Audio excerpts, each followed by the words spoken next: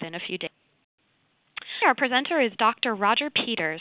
Dr. Roger Peters is a professor in the Department of Mental Health Law and Policy at the Louis DePart, Florida Mental Health Institute at the University of South Florida, where he has been a faculty member since 1986. Dr. Peters has served as a principal investigator and director for numerous grant projects and pursued research consultation and training initiatives involving substance abuse treatment within the criminal justice system. Dr. Peters served for 4 years on the board of directors of the National Association of Drug Court Professionals and was appointed for 8 years to the Florida Supreme Court's Task Force on Treatment-Based Drug Courts. He's chair and co-editor of the Substance Abuse and Mental Health Services Administration Center for Substance Abuse Treatment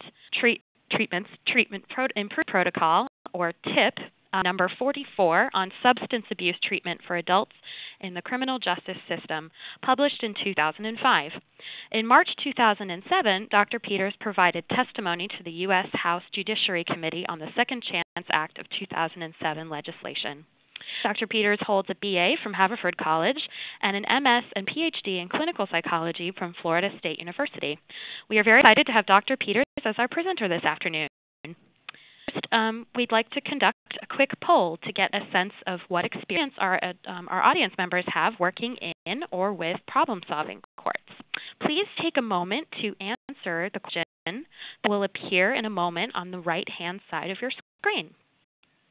All to do is to select one of those options, and once the poll is closed, we will share the results.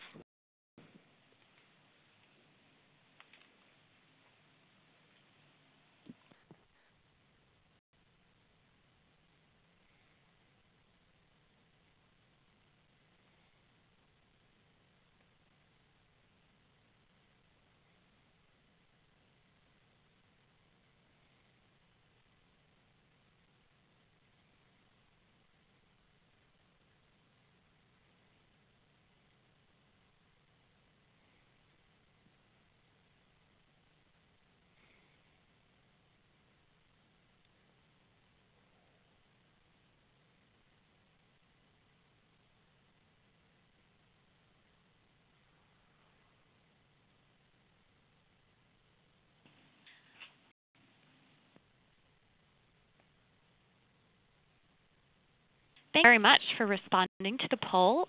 You should be able to see the results on your screen in a moment. But just to share the results with you that I'm seeing now, it looks like 25% of those who responded are involved in a drug court program, 17% are involved in a mental health court program, 6% are involved in a co-occurring court, 10% are involved in as what we specified as other, so for example, a veterans court, DUI, or family court, and 22% indicated that this question does not apply to them.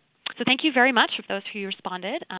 That's very helpful. It's nice to know what your experience is with problem-solving courts. Now I'd like to turn it over to Dr. Peters. Great, Alex. It's really great to be here as a webinar today, and thanks to all of you for joining us. We have a lot to do today, and I want to let us look at the agenda for the webinar next. I just want to mention I'm down in Florida, and we have a terrific lightning outside, so if anything happens in terms of the audio or visual, I may have to join by cell phone and people move the slides for me, but hopefully that won't happen. So let's look at today's presentation and just the agenda, and we're going to be moving pretty quickly through some of the material because we only have really an hour before the Q&A session. With just the importance of targeting co-occurring disorders in your courts. Do we consider persons with co-occurring disorders for our court-based programs? Look at screening and assessment of co-occurring disorders, and we'll take a look specifically at instruments and approaches. We'll also be looking at evidence-based co-occurring disorders interventions and practices. Also, I think very importantly, we'll be looking at how to find and enhance your court programs for co-occurring disorders, including options that require a lot of resources. So let's move and start with just a little bit on some of the definitions that we're going to be talking about today for co-occurring disorders. I think most people are aware of what the definitions are. What we're really addressing are two independent disorders, a substance abuse or dependence disorder and a major mental disorder, typically called Axis I disorders. I don't know if a lot of you are familiar with, but DSM-5 will be modified very shortly, and actually substance abuse and dependence, I believe, will be merged into a single category. So we'll have some changes to be made in terms of diagnostic formulations for the substance abuse side. This is what we're talking about today in terms of co-occurring disorders, and we'll be focusing on the major mental disorders, and they're listed here: major depression, bipolar disorder, or schizophrenia, the psychotic disorders. In reality, we know that dual diagnosis is a misnomer because most of our people we work with in our programs have both mental disorders and multiple substance disorders. It's very rare to have someone coming in with just one of these disorders. So a little bit more at the disorders, particularly on the mental health side. Again, we're going to be talking mostly about the Axis I disorders. These are the disorders that cause the most impairment for our problem-solving courts.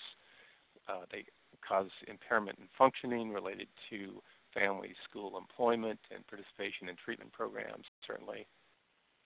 There are also many other disorders that aren't listed here that are common in our courts. Post-traumatic stress disorder, or PTSD, anxiety disorders are probably the most common of any disorder, and those, of course, are very common in our courts as well. The other piece is down below. The Axis II disorders, or personality disorders, are very common among offenders, right? And it's rare to have somebody in our courts that don't have one or more Axis II personality disorders. These are more characterological or lifelong conditions that affect interpersonal relationships.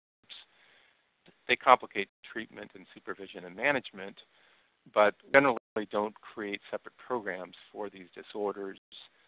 They can lead to significant distress or impairment, but generally we're used to dealing with these disorders in our programs, both drug courts, mental health courts, and other types of special problem-solving courts.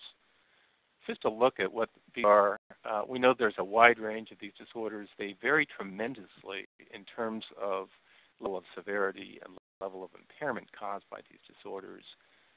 People with diagnosis of any one of these Axis I mental disorders can function very well in society with proper treatment. I know that alcohol and drugs can mimic any of these major disorders on the psychiatric side. So that's an issue for screening and assessment that, of course, we have to deal with. So let's just take a look at the numbers. And I think this is probably preaching to the choir here, but the mental disorders in the justice system are about 8 times those found in the general population. And here you can see representations of both jail and state prison populations and how the rates of mental disorders are magnified for men and women. And by the way, the rates in I believe both of these settings don't include PTSD, which increase the rates even higher. We know that there's more pronounced overrepresentation of women with mental health disorders in the justice system. So know that less than a third of these offenders who have mental disorders in the justice system were taking medications at the time of arrest. And the last piece, greater number of prior incarcerations are found among this group of offenders with mental disorders than other offenders. We also know that the rates of substance abuse are incredibly high for people with mental health disorders. And on the left-hand side of the graph here, 74% of offenders with mental disorders have a co-occurring substance use disorder. Those are also very high for other offenders who don't have mental health problems, about 56%. But particularly a big problem for people with mental health problems, we almost assume then that we're going to have a co-occurring substance use problem. And so one corollary of this is that when we look at mental health courts, we are almost always talking about a co-occurring court because of the high rates of co-occurring substance use disorders. Translate the last 2 slides and look at the numbers that have significant co-occurring disorders. We find that 23% of female offenders and 11% of males tend to have co-occurring disorders in the justice system. So really a significant number of population have these disorders. Now let's take in the general population. This is a non-offender population they're looking at here, but what happens to people with co-occurring disorders in terms of treatment services received? If you look at the bar or the blue pie chart piece on the bottom, about 3% of persons with co-occurring disorders don't receive any treatment in a given year. When it is received, it's usually mental health treatment. You can see that in the bar. And only 11% receive both sets of treatment services. Also, we know that this group with co-occurring disorders doesn't really have good access to evidence-based practices in general. So people have the disorders, they're out there in society being offenders, but very few get treatment for the co-occurring disorders. So let's do just a few clinical considerations that affect treatment, supervision, management of this population. We'll talk a bit more about cognitive impairment in the following slide, but several key pieces here that characterize our population with co-occurring disorders are difficulties in concentration and attention, with verbal memory, and problems with executive functions or planning abilities. These are all central to the kind of work that we do with people in treatment and also important for other areas of functioning in society. Motivation is a hallmark not only for offenders in substance abuse treatment and mental health treatment generally, but particularly for those with co-occurring disorders. There are a lot of success experiences, very little optimism, and we need to tailor our interventions, particularly early on, to focus on engagement and persuasion strategies to help motivate people, and also to continue to assess motivation over time as this waxes and wanes. In social functioning, we know that there's large deficits in functioning with people with co-occurring disorders related to just interpersonal communication, how to deal with child abuse, employers, family members, people in the treatment system. So skills training is a very important part of treatment for this population. Look a little bit more at the cognitive features of co-occurring disorders. And these characteristics, as the features that were just mentioned in the previous slide, are not only the focal areas of screening, assessment, and treatment, also affect the process of conducting screening, assessment, treatment, and supervision as well. And again, features vary tremendously in terms of the severity and deficits among people with co-occurring disorders in the justice system. Generally, we need to create strategies to each of these, whether a treatment counselor, a judge, probation officer, case manager, anybody involved with the individuals in the justice system. I don't want to detail on any of these items, but again, these are areas that generally characterize people with co-occurring disorders differently than, a little bit differently than the general population. Just examples, the limited attention span that we talked about, or inability to concentrate for long periods of time.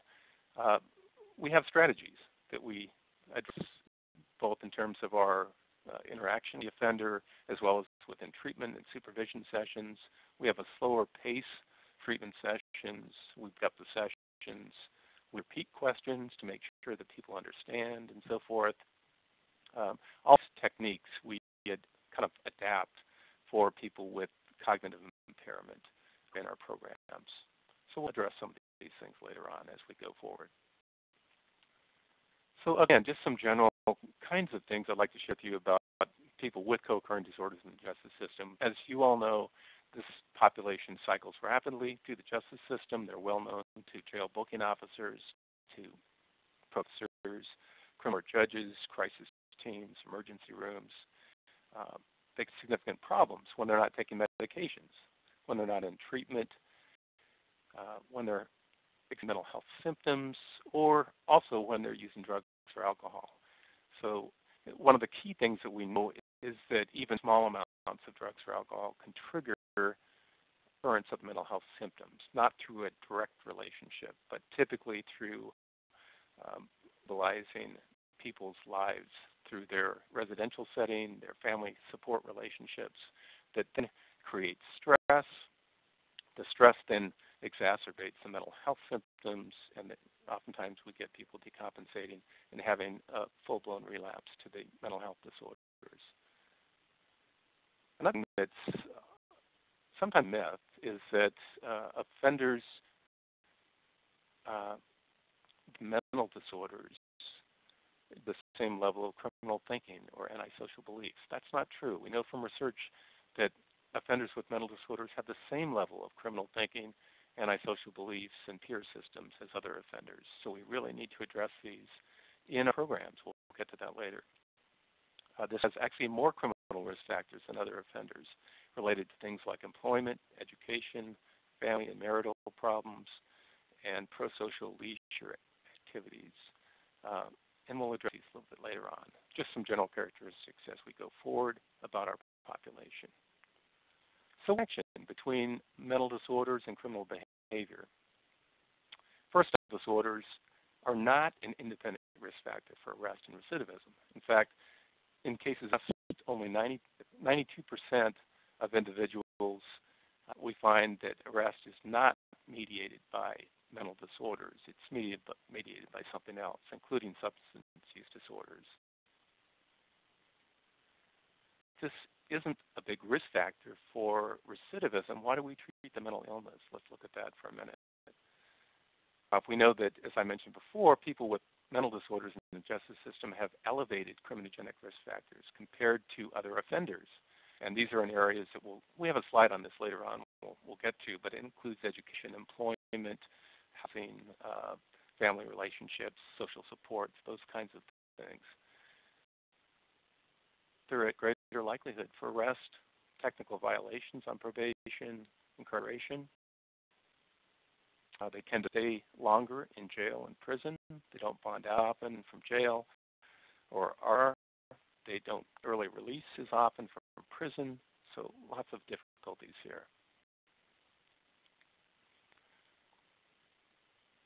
We know that treating the mental disorder alone is insufficient to reduce recidivism based on this information. However, it is important to treat the mental disorder for a number of reasons. One, we have a factor called responsivity, which is important in aging offenders in evidence-based treatment. To the extent that we can provide mental health services, we can better engage offenders in other evidence-based treatments and practices that reduce recidivism. And here are some of the examples of those kind of areas: substance abuse, criminality, education, employment, family issues, and so forth. All the humane thing to do, I think, to provide mental health treatment. To withhold mental treatment is really humane. It's also constitutionally could be challenged if it weren't provided in institutional settings, for example.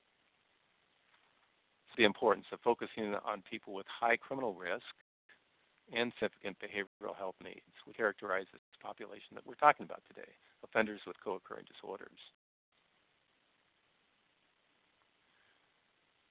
One of the key models that we look at to help frame development of programs for co-occurring disorders in the justice system is the R&R model that's based on risk, needs, and responsivity. The hallmarks of the R&R model is that we want to target offenders that are at high risk and match them to levels of services based on their likelihood of reoffending. We know that you can have the largest impact in your programs on higher risk offenders. For low-risk offenders, many interventions might be just as effective. And in the overall picture, you won't reduce recidivism very much. So we want to focus on high-risk offenders and reserve our program slots for this important group. We target criminogenic needs, and we'll get to that in the next slide. Each of these needs is linked independently to the risk for recidivism, and I think I've mentioned these sometimes already. Each of these can also be modified by treatment and different types of other services, and we'll review this in just a minute. Responsivity, I mentioned this already in terms of the context of mental illness. We want to throw our interventions to the different learning style, motivation, different backgrounds of the offenders so that they can better engage in evidence-based practices. We need to fine-tune and adapt our programs for these special populations, such as co-occurring disorders is a great example of a population where if we don't provide specialized services, then we can't effectively engage people in substance abuse treatment, for example, or other areas like trauma and PTSD. If these are neglected, we can't expect to engage people effectively in other types of evidence-based practices. So let's look at, again, some of the criminogenic needs. And these are, again, risk factors or dynamic risk factors for rearrest and recidivism.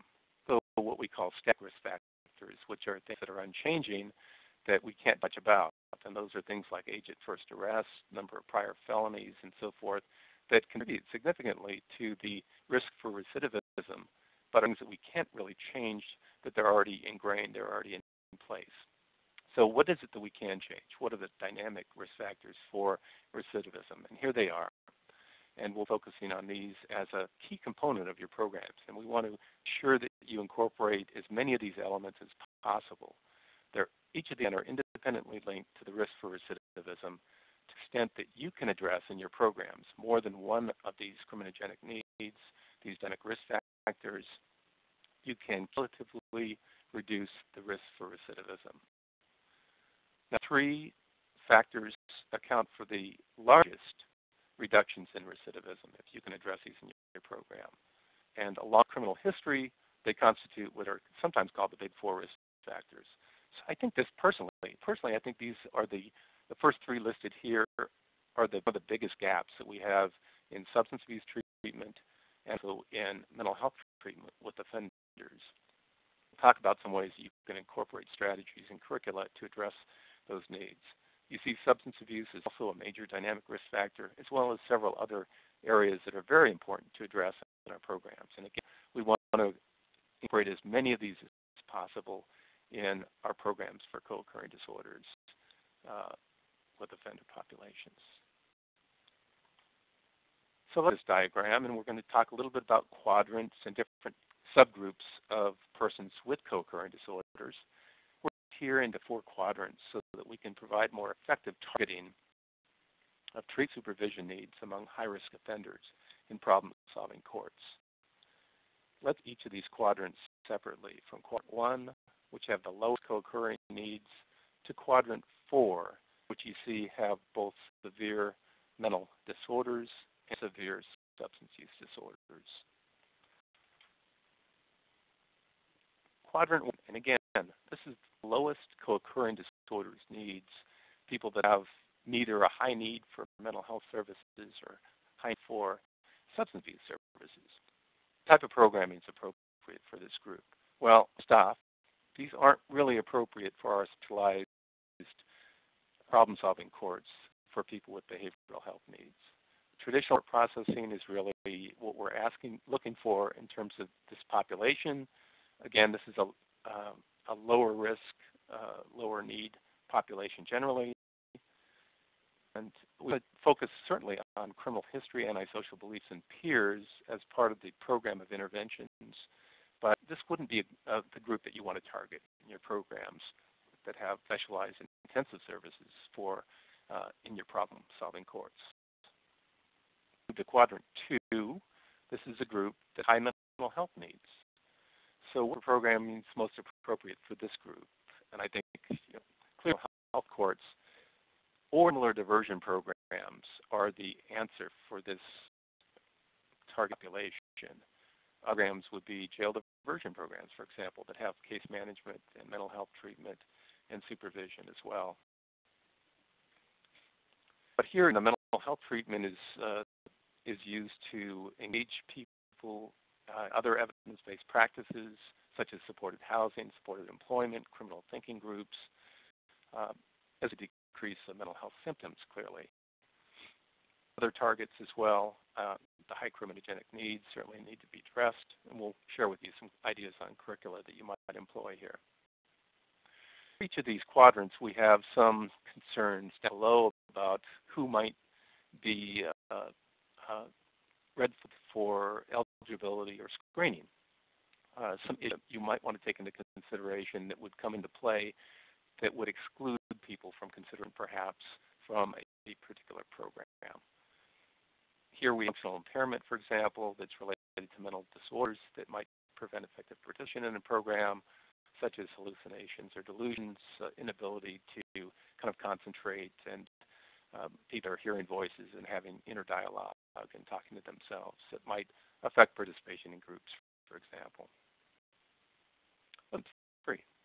If the population of high substance abuse needs, but much of problems on the mental health side. And here, again, as you might guess, drug court programs would be the appropriate fit for this population. So all of these groups are high risk in terms of criminal risk, but they're differing behavioral health needs. In this case, people with high substance abuse needs. So we take drug court programs because these are appropriate for high-risk people with high substance abuse needs. There are other intensive substance abuse treatment programs as well that are coupled with structured supervision that would be appropriate, such as intensive outpatient programs that are where people are court-ordered that would also fit this population as well. Again, the major treatments are substance abuse treatment and other evidence-based practices, such as trauma treatment that would help engage people in recidivism reduction practices overall. Flags here would be individuals that can't maintain abstinence even with treatment supports and monitoring, although sometimes it takes some time to find out if this is the case. Violent aggressive behavior really is a concern, I think, across each of the quadrants. So let's look at quadrant 4. This is the population with the highest co-occurring disorders needs. And this is the group that we're going to be spending most time during today's session talking about. And when we talk about specialized interventions for co-occurring disorders, how you modify programs for co-occurring disorders, we're going to be spending most of our time focusing on quadrant 4. Not that the other quadrants aren't important, but this is the group that causes the most impairment problem-solving courts, and in which we get dropouts, treatment failure, and so forth that make your programs look bad in terms of statistics.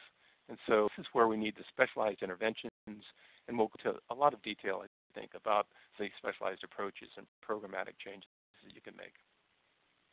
Here, the specialist court-supervised co-occurring programs are really the designed type of program that would be in favor for this population, and we'll focus on these as we go further. We want to enhance our existing problem-solving courts, whether they're drug courts, mental health courts, other types of courts, create tracks or different groups, other types of specialized co-occurring disorder services that we then use our existing infrastructure and foundation, build on that to provide the basis for allowing people to engage successfully who have co-occurring disorders. And there is on integrated service models. And for those of you that work with this population, it's not a surprise. We need lots of integration between mental health, substance abuse services, and also the supervision side. Judiciary, probation, parole, as well as pretrial services. And as you look at the screening eligibility concerns for this quadrant 4 population, they would have to do with some of the mental health issues, suicidal behavior, also violence are going, of course, and as we mentioned before, previously, the functional impairment. And this is particularly related to disorders, but also could be an effect of acute substance abuse that where people haven't been detoxed appropriately yet. The things that would prevent people from effective participation in the court, both into group, individual counseling, for example, ability to work with probation officers, to communicate effectively, to distress that's involved in some of the group interventions and so forth. So let's think overall, what are the implications? Putting this all together. And this is somewhat of a summary of what we talked about for the last few minutes. We want to then target co-occurring disorders in our problem-solving courts. These are a high-risk population. areas of high risk and high need participants that are among the greatest at risk for arrest of any group among their populations. The other thing that I think is important is that problem-solving courts are interdisciplinary in nature and intensive in nature. And so you have the capability uniquely, I think, in many jurisdictions to deal with this population, and you need to target and carve out a place for these individuals in your courts, not to exclude people with these disorders. And we'll talk about that later. There have been problem-solving courts in the past, as you know, that have purposely tried to exclude people with co-occurring disorders, and for example, in drug courts. And these events find after the fact that they have a very time excluding people because they don't always see the symptoms of these disorders on, and then they're stuck with having to either discharge a person unsuccessfully from the program, terminate them, or to have to find some solutions after the fact. So we want to have some strategies early on for with this population, as well as encouraging people to incorporate people with co-occurring disorders in their courts programs.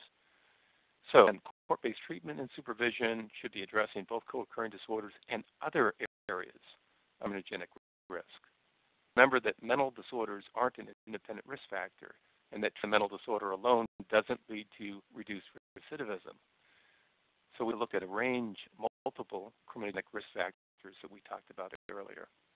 So the design of your program will be very independent from programs. It'll be contingent on what resources you have, what requirements you have from your prosecutor, the leadership from your judge, and other team members in terms of the population that you want to take on.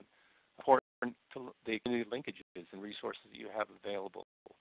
It says substance abuse treatment resources in the community, if you're a mental health court, for example. So it's considerations in dealing with co-occurring disorders. We want to target people with these disorders. We know that they're very important. We need to deal with other areas besides the co-occurring disorders, such as criminal thinking, other criminogenic risk factors, and that the design of your program is going to be a little idiosyncratic based on your resources and requirements. Here's a conceptual model. I hope this helps you. It helps me in terms of thinking about what some of the stages are that we need to incorporate into our programs to make them more adaptable and functional for people with co-occurring disorders, to help them engage in programs, our court-based programs. And this is, we'll talk a little bit more about each of these areas, but we have blended and integrated screening and assessment strategy that includes both mental health, substance abuse, trauma, and PTSD. We'll look at it in a minute. Again, we're selecting a high-risk population. In this, we have better impact on recidivism, and when people with co-occurring disorders are at the high end of that continuum. So it's the appropriate population to select a high-risk group of offenders. In terms of co-occurring disorders treatment, we'll look at some of the integrated treatment approaches that use cognitive behavioral treatment, medications, some of the other interventions listed here are all evidence-based practices that can be successfully incorporated into your co-occurring disorders programs. The good news, as you see these interventions, they're not much different from those that you might use in drug courts or mental health courts. So it doesn't mean that your counselors are going to have to make a big stretch in terms of learning new skills. They're now applying these and adapting these for the co-occurring disorders population. Optimize the treatment process by matching to treatment and supervision by the level of risk, by the areas of need. And those needs, of course, include co-occurring disorders, trauma and PTSD, post-traumatic stress disorder, homelessness, areas which, if you didn't deal with early on, a person wouldn't be able to successfully engage in any of our programs. Other areas are employment, education, literacy. And again, these are needs which help address them. They help people engage in the evidence-based practices that then reduce recidivism.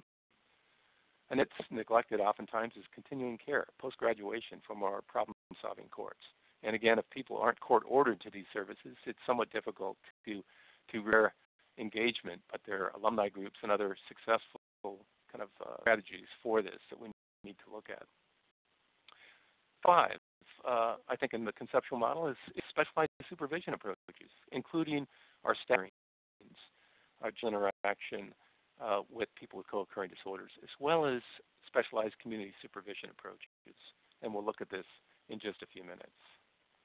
So let's look at each of the areas and some other areas of how we adapt our programs for co-occurring. We talked about screening and assessment. And again, I don't want to exclude people beyond serious mental illness, substance dependence, or active substance use.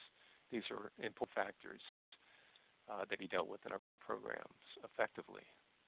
We want routine screening for each of these areas, mental health disorders, substance use disorders, and trauma and post-traumatic stress disorders. And the reason for the latter is that we have probably 5 to 80% of our females in our programs have a history of violence or trauma. Many of them have PTSD symptoms. So that a lot of the males in our programs also have high rates of these disorders. And they talk about them as openly as women, perhaps, but they are disorders that need to be screened and identified, and that, if not dealt with correctly, can undermine participation in your problem-solving course. We want to, again, identify these at the earliest possible point, and that includes pre-screening that would go on in jails, if feasible. Sometimes there's very little screening that goes on in jails or in areas where we get people who are referred to our programs with much information or perhaps inaccurate information. There's some areas that we need to address there. Screenings that we do provide address acute symptoms, and I won't go into a lot of detail there, but these are the symptoms of the major mental disorders, for example. We want to also focus on areas of functional impairment that would prevent effective program participation. And no diagnosis from disorders or substance use disorders isn't part of this chart. And why is that? It's because there's huge variation in functional impairment and ability to participate in our programs, even for people with the same diagnosis.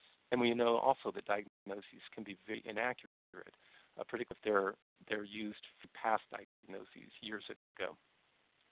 We want to focus more on functional impairment than diagnoses, and this includes cognitive capacity, some of the issues that we addressed earlier during the webinar, things like communication, reading skills, stress tolerance, ability to participate in groups. They aren't often tested in some of our formal instruments, but that are more salient for our problem-solving course in terms of identifying things up front that might impact on participation in our programs. Assessment, again, we want to look at both mental health, substance use disorders, trauma history, and so forth. The interaction of the disorders. For example, mental disorders are present even when persons are not using alcohol or drugs. But we may need a specialized dual diagnosis program for individuals, but to address the substance use disorder. We want to, again, review participant motivation over time. We know that this changes dramatically and that these changes can affect relapse rates on both the mental health side and the substance use side. Some of the screening instruments that we could use out there. The good news, there's many evidence-based screening instruments that are available. All of these, in fact, are domain. Instrument requires some training expenses up front, but significant for programs that are using the GAIN in large scale. But each of these instruments are recommended for use in your problem-solving court programs. They have all been used with offenders. They have been validated, have good psychometric properties. And you can find each of these on the internet, for example, and download the instruments and the scoring procedures. They're easy to administer, easy to score. Also, that for these screening instruments, both on the mental health side and the substance use side, not all these are created equally. They're not equally effective. So it's important to look at those that have been validated, particularly within offender populations. So let's look at analog on the substance use side. And here are some of the screening instruments that are available. Again, all public domain instruments. Some you may be more familiar with, like the ASI. Others that you may not be as familiar with. But these, again, are very effective and have been validated for use with offenders. There's some instruments that are not as effective, but very highly used, such as the SASE, and we need to be careful about these kind of instruments, particularly with use with offender populations. But these are just examples for ones that you might consider if you haven't employed a standardized, validated instrument in any of these areas. I recommend that we also provide a universal screening for trauma and PTSD, post-traumatic stress disorder, for the reasons I mentioned before, that so many of our offenders in our programs have these disorders. Upwards of 75% of females, upwards of % of males. So again, screens have been validated for use with offenders. There's a number of these that are important. I'll mention this full life event screening questionnaire. This is several instruments that can actually identify the types of traumatic events that a person has experienced. And this will be used in combination then with a measure of trauma symptoms, which are really indicated below in this diagram. The two I recommend quite a bit are the PCLC, the PTSD checklist civilian version, and the primary care PTSD screen, PCPTSD. Both of these screens at the bottom of your diagram are public domain. The PCPTSD is a 4-item screen. The PTSD checklist is a 17-item screen corresponding to symptoms of PTSD. Very highly used, for example, in the VA system, have been used with offenders successfully. Let's move on. Looking at what are some of the domains in assessment that we need to look at. And I don't have time to go into detail on these, but these are important areas that need to be covered, and the interactive nature of the disorders we talked about before. We need to take a longitudinal history of the mental health and substance use disorders, for example. Risk-Need on the left-hand side of your diagram will look at several examples of instruments. These are important for the reasons that we mentioned before. Remember the R&R model that we talked about. We need to select high-risk offenders for our programs generally, not just for our specialized co-occurring approach, but for each of our problem-solving courts need to have high-risk individuals. Very important. So let's look at the instruments here without spending a lot of time on these. I wanted to share with you that there are a wide variety of instruments available that most examine both the static and the dynamic factors that we talked about earlier. Because of that, there's not a lot of variation in terms of the outcomes of these instruments in the ability to predict risk. The good news is that almost any of the risk assessment instruments can be effective in sorting out offenders into different categories of risk. So a lot of time talking about these during the webinar today, but just an opportunity to look into these in more detail. So what are the evidence-based treatments for occurring disorders that we can use in our problem-solving courts? We'll go into some detail on these in following slides as well, but here's just an overview of some of the interventions. Integrated treatment for co-occurring disorders, IDT, includes really the next bullet, cognitive behavioral treatment. So all of the integrated treatments that are integrated, including mental health and substance abuse services, include cognitive behavioral interventions. And by integrated treatment, we also mean not only dealing with mental health and substance abuse, but also having staff provide services who are duly trained in both sets of disorders. Range of these types of interventions that we'll go into in more detail, illness management and recovery, or IMR, is available at the SEMSA website, public domain. It's published by Hazelden in a format. It's a longer program. We'll go into a little bit of detail later on this particular co-occurring disorders treatment program. One that I also recommend that we'll go into some detail on is bipolar disorder and substance abuse. And this a film that was adapted by a group out at Harvard, and it's for bipolar disorder, but actually can be adapted for a range of mental disorders, as we'll talk about. Other curricula out there as well that deal with integrated treatment. Some of these deal with trauma and PTSD. For example, seeking safety is one that many people are aware of, and we'll talk about another curricula as well. Curricula that focus on criminal thinking and the antisocial aspects that are high risk, that are major risk factors.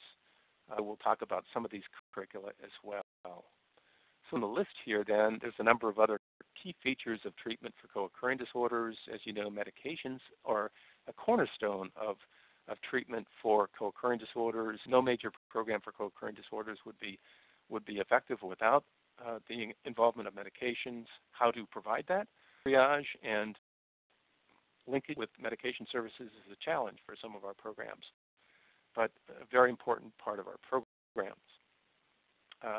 Management, another evidence-based practice, not only in substance abuse and mental health, but for co-occurring disorders. We won't spend a lot of time talking about these, but these are non-cash vouchers to reinforce positive recovery behaviors, such as drug tests that reinforce people over time in a not very expensive way, using integrated sets of incentives and rewards for individuals. And these are very effective programs, these CM programs for people with severe disorders, including heroin, methamphetamine, cocaine abuse, for example, on the substance abuse side. Motivation enhancement, MET, motivational interviewing you're familiar with. These are used effectively, I think, across the board in behavioral health, both mental health, substance abuse, in many, many settings.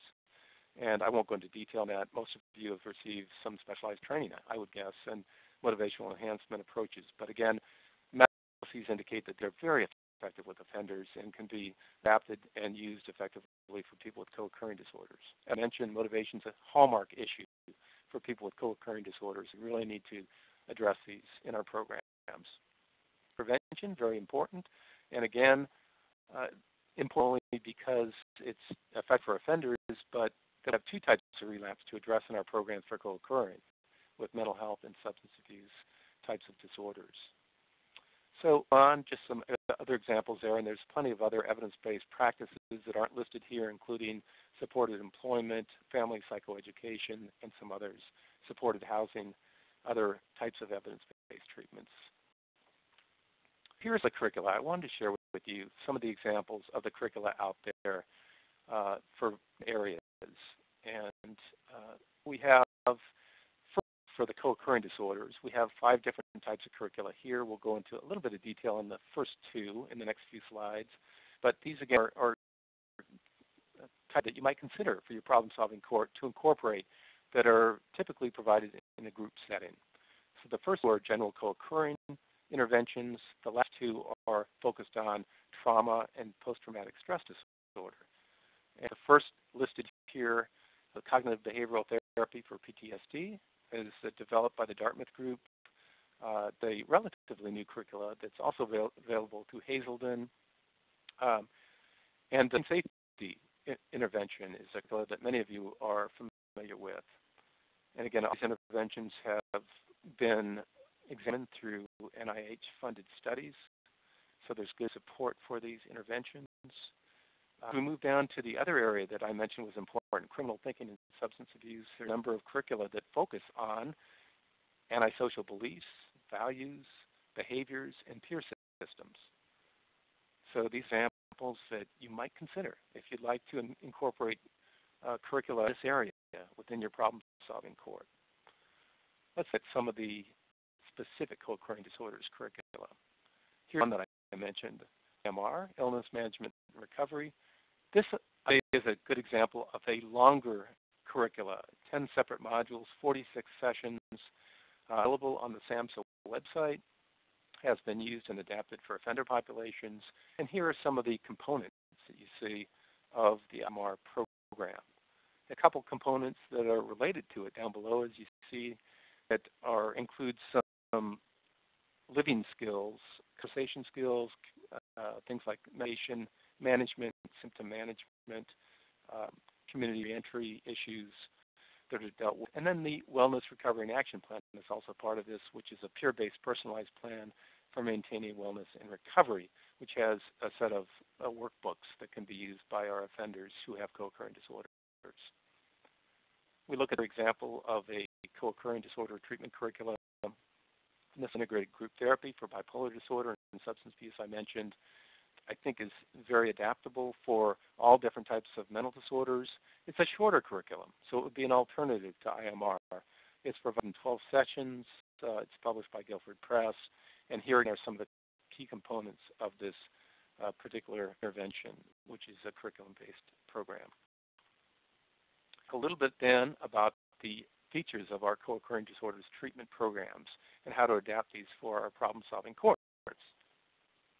Just asking, I'm not going to spend much time on any of these areas, so I apologize in advance, but I will give you a sense of some of the general characteristics of these types of programs when we specialize co-occurring disorders treatment for offenders. I think first we want to destigmatize mental illness. We normalize that many people have these disorders. They're treatable. While some of them may be lifelong disorders, you actually can recover from these disorders, and through involvement in the treatment system and the peer support system, for example. So focus on symptom management versus cure, a long-term approach with long-term engagement of treatment. Another feature is that we educate offenders about the diagnoses,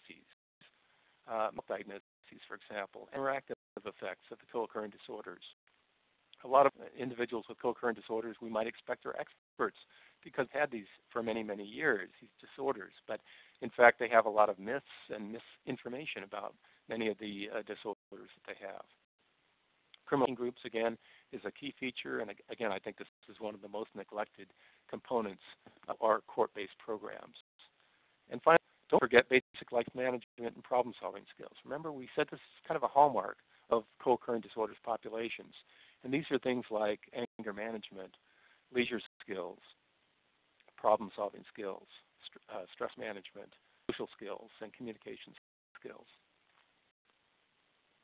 Let's move to some more structural features of our co-occurring programs. And again, these are really quadrant 4 population, right? The population has high mental health needs, high substance abuse needs, and high criminal risk. These programs are staff intensive. We want to integrate mental health and substance abuse staff within both treatment planning and our team staffings and so forth.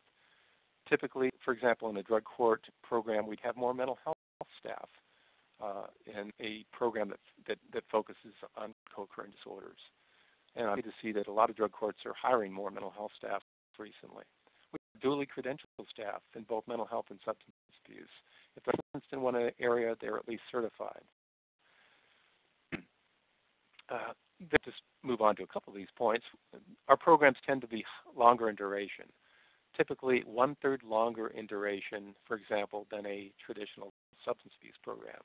So a 12-month drug court program might be extended to 18 months for a program focused on co-occurring disorders. As mentioned before, the pace of treatment is slower. We have repetition of material, for example, and we put some flexibility in allow people to re-enter previous phases of treatment. Some of the things we've seen in court-based treatment, again, this is quadrant 4 population primarily. We see a lot of stage-specific integrated treatment groups in our co-occurring disorders programs that focus on motivational engagement in early stages of treatment. We have lots of gender-specific interventions, as we mentioned before, that focus on history of trauma and violence. In most of these programs, these co-occurring groups or MICA groups, mentally ill chemical abusers. These added to an existing drug court or mental health court. They routinely provided, I think, in mental health courts for the reasons that we talked about before, that there's such a high rate of substance abuse disorders among those with mental disorders. These can anywhere from 1 to 5 times a week. And there's not a cookie-cutter approach here for developing these programs. We want intensive case management services, wraparound services that provide consistent contact, accountability, and support, particularly for those offenders that have difficulty maintaining abstinence and that are not adhering to their medication. Other points down below that you see that are hallmarks of these programs. At the end, I would mention, peer supports, particularly related to mental health. We're seeing some peer relapse specialists, but on the health side, also on the substance abuse side as well. And then specialized 12-step groups that we can engage our offenders in that are called Double Trouble or Dual Recovery Anonymous that are very good adjuncts to our treatment programs. What are some other types of ways to organize our programs at the macro level?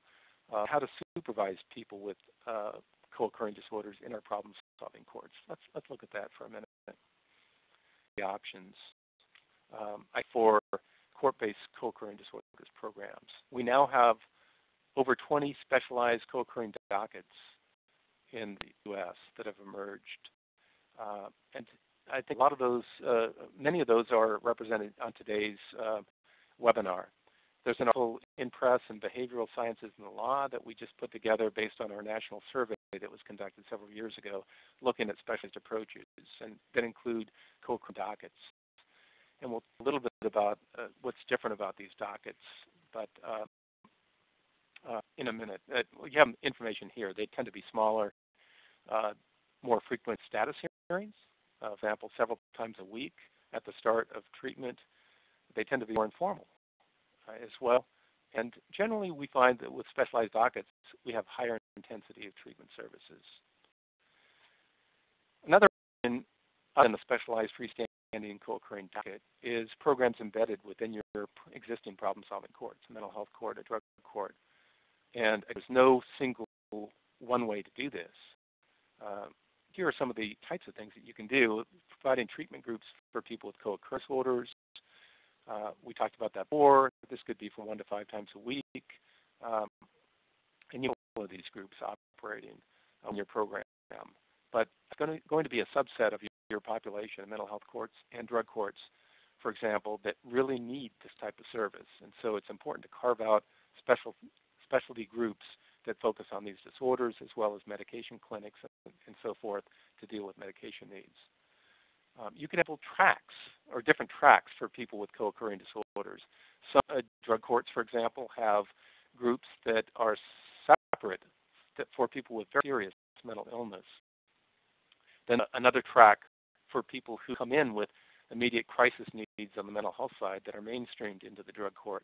And then finally, you have a group that have less mental health needs, such as medications occasionally or crisis counseling occasionally, that can be mainstreamed in the drug court program. Choose just to have a single track in your mental health court or your drug court, where you provide group treatment, co-occurring disorders education, individual counseling, and medications, obviously. Different options here. Another for our programs is the transfer between drug courts, mental health courts, and co-occurring dockets. Oftentimes we find that people have, let's say, more pronounced mental health needs that we can do in a jurisdictional drug court. And so a large jurisdiction, we might be able to develop some transfer strategies between the drug court and the mental health court, or a specialized freestanding co-occurring disorders docket. What are some adaptations for jurisdictions that don't have a lot of resources? And, you know, a good example, many of our rural courts now are facing difficulties in how to develop specialized programs for this population. Here are some things I think that we can do without a lot of resources. We provide the blended screening and assessment that we talked about before that incorporate both mental health, substance use, and PTSD screen, for example. We education about co-occurring disorders for all of our participants. They're out there. We developed the one, for example, under a SAMHSA grant several years ago that's free of charge. It's online, that provides educational modules in a group treatment setting for all participants in your programs, because we know that people in health courts and drug courts and other types of problem-solving courts, if they don't have co-occurring disorders, are at risk for having those disorders, or may have peers, family members, others, associates that have these disorders. Add a co-occurring disorders group to your program, and it might be as infrequently as 1 time a week, but at least you have something there to provide for that population. Counseling can also be provided for specifically for people with co-occurring disorders on the mental health side. We talked about the 12-step groups for co-occurring disorders. This is a free type of intervention that's an ancillary. It's not treatment, the major focus of treatment, but it's adjunctive and very helpful in providing peer support for people with co-occurring disorders. They might not do very well in a traditional 12-step group like AA, NA, CA. Also, opportunities to modify status hearings and supervision, and let's talk about that in the next few slides. And also to liaison, finally, with community providers about medications, for example, areas that are costly and that we don't have resources for, but that other programs may be able to help us out with. How do we modify court hearings? Judicial monitoring. Are some examples of some types of strategies that specialized problem-solving courts are using. First and foremost, very frequent court hearings may be needed to address mental health crises, particularly during the early stages of treatment. We know that these hearings provide a great opportunity to recognize and reward small changes in behaviors. It might be changes in appearance or medication adherence. The judge has a very strong relationship and a lot of power with people with mental health and co-occurring disorders in these settings. A lot of respect and ability to influence behaviors. We have normal settings, smaller, more private settings. Oftentimes the judge will come down, he or she, from the bench, will take off his or her robe.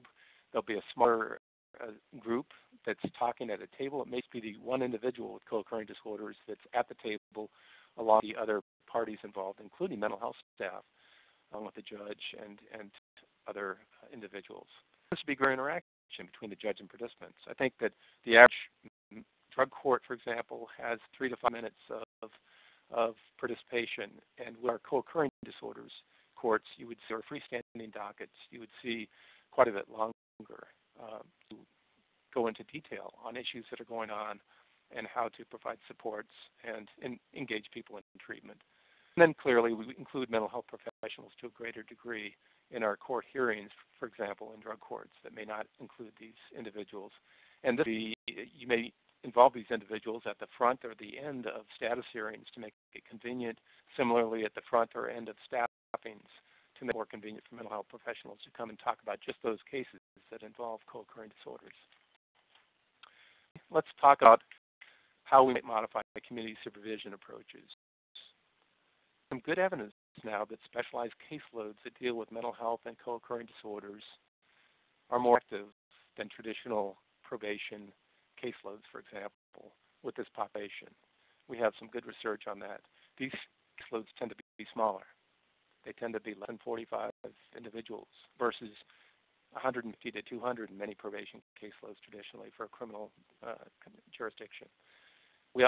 We provide sustained and specialized officer training, 20 to 40 hours a year typically for these special teams, and their focus is on actively engaging offenders in both substance abuse and mental health treatment, and that means verifying attendance in treatment and 12-step groups, for example. Visits, again, the focus on both treatment and surveillance. So we don't give up on the surveillance. We don't give up on sanctions. We fend the sanctions in a different way, and we'll look at in the next slide as we wrap up today's session. Typically, special supervision caseloads that deal with co-occurring disorders have a higher revocation threshold. It takes more for somebody to be revoked to go to jail, and we look for other reasons for the sanctionable behaviors that might be related to the mental health disorders, for example. And it might be somebody on a medication. It might be somebody who's aggressive because of a mental health disorder, such as bipolar, where they have an active manic episode, and so forth. So we look at a flexible application of our sanctions that address these kind of situational factors. Relapses, of course, and I don't know if you know this, but people with co-occurring disorders typically have difficulty maintaining abstinence compared to other types of offenders in our programs. Oftentimes aren't able to achieve sustained abstinence until after involvement in our programs. And the last piece here is also very important, the relationship quality among the supervision officer. Very important. It's different from the officer who meets somebody for the first time and says, my goal is to get you back behind bars.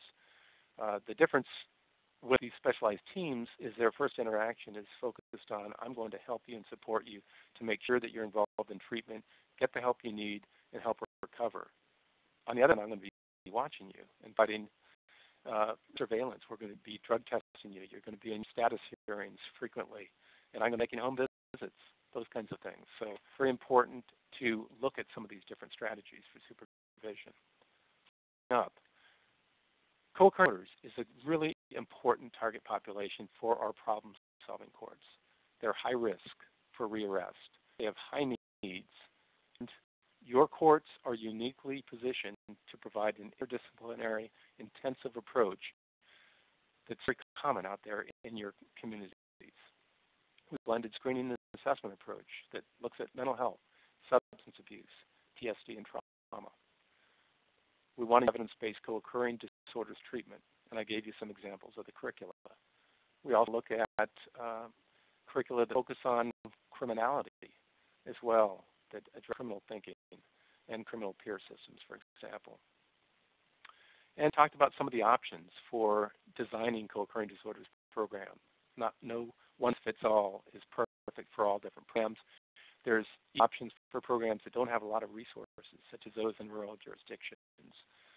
Options for other programs that want to spend resources, provide specialized dockets to embed programs such as tracks for co-occurring disorders within your mental health courts and drug courts, other strategies as well. So I hope this information has been useful for you. I am going to now turn the ball over to Alex to continue the conversation. Great. Thank you so much, Dr. Peters. I would just like to remind everyone, if you have any questions for Dr. Peters, please type them into the question answer or Q&A box on the right-hand side of the screen. We will start the question and answer session momentarily, but before we do, I would like to point out a few resources that we'd like to share. First, here are a couple of resources available if you'd like more information relating specifically to today's topic. And again, you can print a PDF of the slides. The link should be in your chat box if you want to look more closely at those. I'd like also to introduce the mental health court curriculum that Bureau of Justice Assistance and the Chief Justice Center will be releasing in fall 2012. It is the first single resource where you can find information you need to plan, implement, and sustain a mental health court program in your jurisdiction. It's a free, online, flexible series of engaging and comprehensive presentations and activities for both individuals or interdisciplinary groups. It will be useful for a number of different criminal justice and behavioral health professionals. Some specific individuals are listed there below on the slide. The curriculum will be available in freestanding modules, and it can be easily customized for your particular needs. And so please stay tuned to the Consensus Project newsletter. We'll be sending out updates on the curriculum and announcement when it has been released in the fall.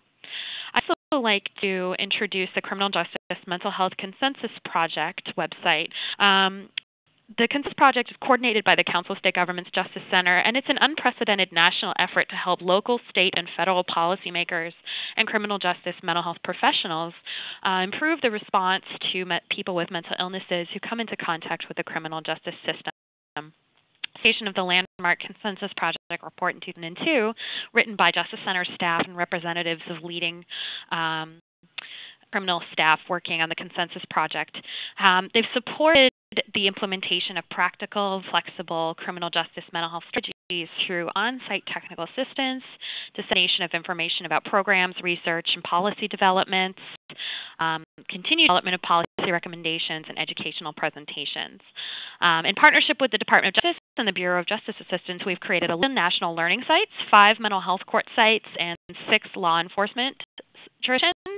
And we have one of the largest interactive and fully searchable online databases of collaborative criminal justice mental health programs from across the country, as well as a number of specialized publications relevant to courts, corrections, law enforcement, and addressing other mental health topics. You can sign up for our monthly newsletter at our website, and the address will be available at the end of the presentation for you to do so.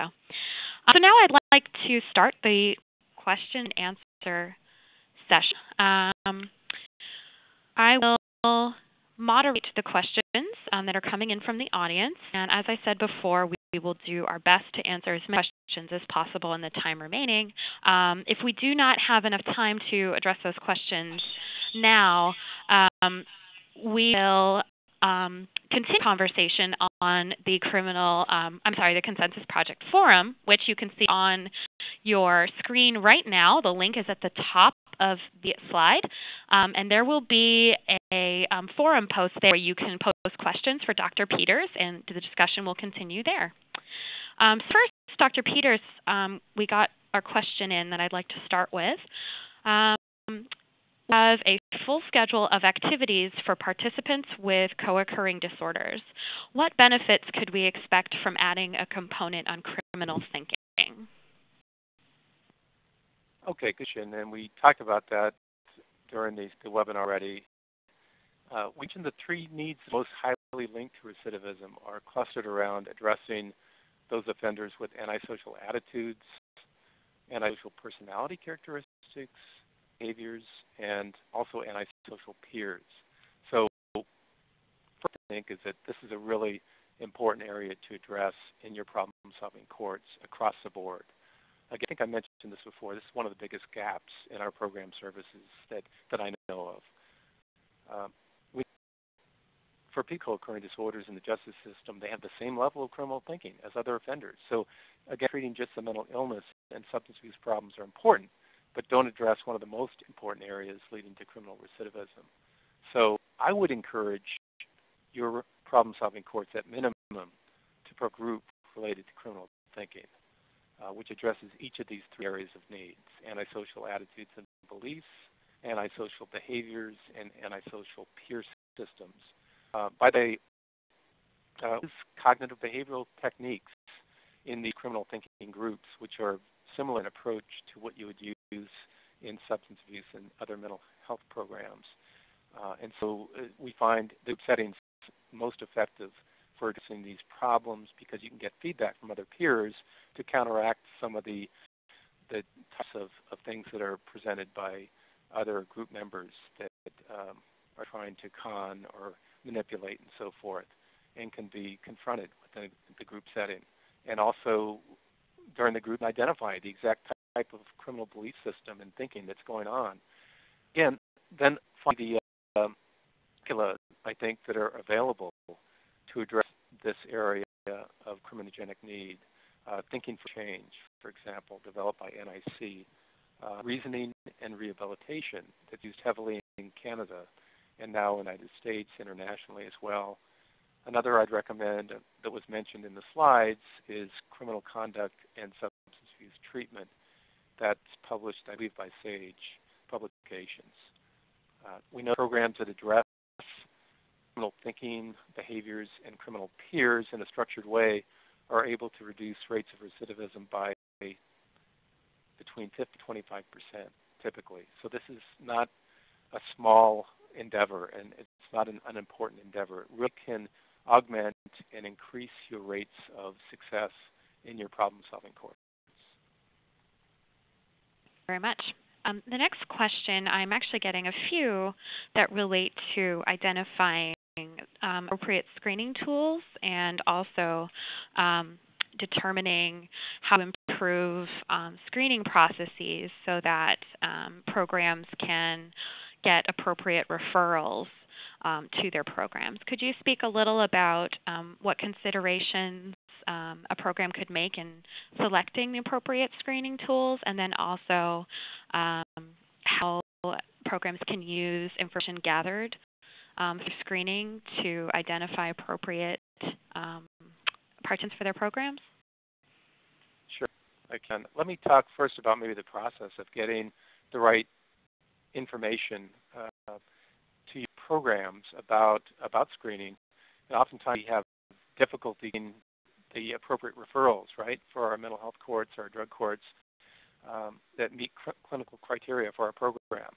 So I think one of the issues is that we don't have good pre-screening that goes on in jails for disorders. You might get inadequate referrals due to the absence of integrated screening information that includes mental health, substance abuse, trauma, PTSD information. For example, the screening might not even identify mental health disorders, or they might identify people for referral to your program who have only mild substance abuse problems. So the issue here is looking at other sources of of your program and what kind of screening is going on with them. I think one of the strategies that our programs need to use is share information about the clinical criteria that we have with other judges, prosecutors, public defenders, defense bar, others that may screen formally or informally for your court-based program, people like pretrial staff, task case managers. And you use past referrals that are poor, inappropriate referrals as case studies to highlight some of the problems in the referrals and point out your documents. You might print out a document that describes what are your kind of clinical criteria, your program admission criteria that include the inclusion and exclusion kind of criteria that you would use. There's identifying screening instruments. Now, I'm recommending, again, a universal screen for mental health, substance abuse, and trauma and post-traumatic stress disorder for all of our programs because of the high rates of these disorders across the different settings that we all work in. And there are slides that identify some of the examples of these screens. Again, many of these are public domain screens. The ones that I most commonly recommend on the mental health side are the Mental Health Screening Form 3. The Brief Mental Health Screen is another. Also mentioned on the slide was a MINI, the Mini National Neuropsychiatric Interview, and there's others. The GAIN instrument is one that's commonly used. But then each brief, each administer, you know, a licensed psychologist to administer these instruments. They're free of charge and are available from the internet as well. On the subsidy side, again, there was on the slide mentioned. I'll just read the kind of major screens there that I find useful. The SIP screening instrument, the SSI, was actually developed by CSAT years ago. It's available in tip number 11, and it's downloadable on the internet. The Texas Christian University Drug Screen 2, the TCUD 2, is available on the internet. If you haven't seen their website at the Texas Christian University site, that includes not only screening instruments, but assessment instruments, as well as treatment curricula that you might look at that are free of charge. Please check that out. But again, another very easily administered instrument. As you know, the Addiction Severity Index, the ASI, has two screens that are valid and very useful for offenders. They're both brief, easy to score, easy to administer. The alcohol and drug abuse sections of the ASI. And there's other screens. I mentioned the GAIN is one. There's lots of others that are commercially available. The alcohol, the pen scale, others that can be used. I mentioned the one that I would probably try to avoid, which doesn't have as good psychometric properties and operates differentially for different types of offenders and people with different ethnic cultural backgrounds, such as African Americans. And that instrument is the SEXI, which is, unfortunately, I think, commonly used in our programs, and people don't know the disadvantages of that instrument compared to some of the others that are free of charge, don't cost a lot of money, are not as complex to score, but they actually are more effective with offender populations. And I mentioned, I think, screens on the again on the trauma and PTSD side that would be considered. So the document that in the National GAIN Center website that we put together several years ago. It's a little bit dated. I think it's 2008, but it's a publication that looks just at this topic of screening and assessment of co-occurring disorders among offenders. And you can download that for free. Take a little bit of time. It's about 100 pages, but it goes into detail about the pros and cons of each of these instruments that might be used for offenders, where you can obtain them, the websites, how much they cost, if there is a cost involved, and so forth. Great much, Dr. Peters. We have a question here. Do you recommend adding or incorporating therapists who are trained in providing both mental health and substance abuse treatment to a substance abuse program to start to address co-occurring disorders in the absence of an integrated model in a community? Absolutely. And you can start somewhere. And I think I mentioned before, I'm really heartened to see that drug court programs are hiring a lot more mental health staff. Our program here in Tampa has gone from 2 mental health trained staff to 8 mental health staff who are on the regular cadre of counselors providing services. So imagine the flexibility and diversity of services that you can provide with that difference. Also providing other services that are such as a medication clinic that's staffed by psychiatry residents that's very helpful, and other types of co-occurring specialized groups. But I think a good starting place is just what you mentioned. It's a counselor, a clinician that's trained dually in mental health and substance abuse services. Person can help train other staff. They can provide the co-occurring disorders training. They can help linkage with other mental health, community mental health centers, for example, to provide things like medication management. They can provide liaison with psychiatrists, nurse practitioners, others in the community who might be providing medication consults for the program. So I think that's an excellent place to start. A person can also lead the co-occurring group in your program, whether it's 1 time a week, 5 times a week. They can provide individual counseling for people with co-occurring disorders. As that person might be stretched pretty quickly, so be careful about allocating time. But again, I think it's a great strategy. Thank you very much. I think we have time for maybe 1 or 2 questions. We got a question relating to success in problem-solving courts. And I was wondering if you could speak a little bit to how problem-solving courts can measure treatment outcomes. Are there certain things that they would measure in order to determine success, certain markers of success? That's a good question. I think we have a lot of meta-analyses now on drug courts, for example, and now starting to get some meta-analyses on mental health courts, and the results are pretty positive across the board.